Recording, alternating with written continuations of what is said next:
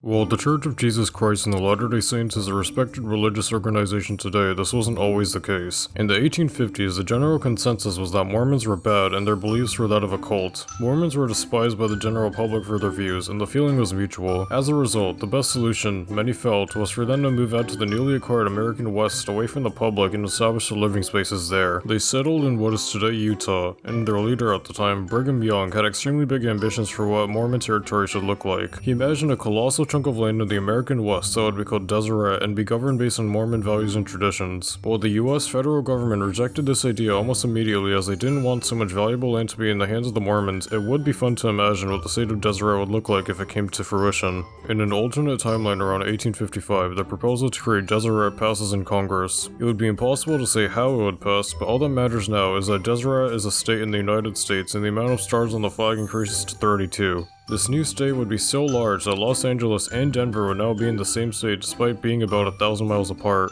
Because of popular belief, it would be reasonable to imagine this new state as a Mormon theocracy where legislation is made in conjunction with the church, and a state where Mormons force their religion onto a vast landmass and its nature clashing with that of the US. While this is the popular belief as to what would happen with the state of Deseret, it is completely preposterous. Based on the way many describe a possible Deseret scenario makes it seem as if it were its own country, but the proposal was for Deseret to become a state in the US, meaning that a theocracy of sorts cannot happen. It even clearly says in the Deseret Constitution that a separation of church and state is to be done, and the residents of the state may worship in any way they choose. This is an extremely far cry from what many imagine to be a Mormon theocracy. In the most likely scenario for Deseret, the state couldn't become this vast theocratic regime governed by the teachings of the church. The state would almost certainly become just like any other state, except with a slight Mormon influence. This is not hard to imagine because we already have a state exactly like that in the US called Utah. In this scenario, all Deseret would be just a larger version of the state of Utah. This doesn't mean that nothing would change, as a superstate that owns everything from Tucson to Reno would definitely have a large financial and cultural influence on the US as a whole. The state would most likely be one of the wealthiest states in the Union as it has access to all the resources of Colorado, Arizona, and Nevada, along with prime Pacific ports present in Southern California.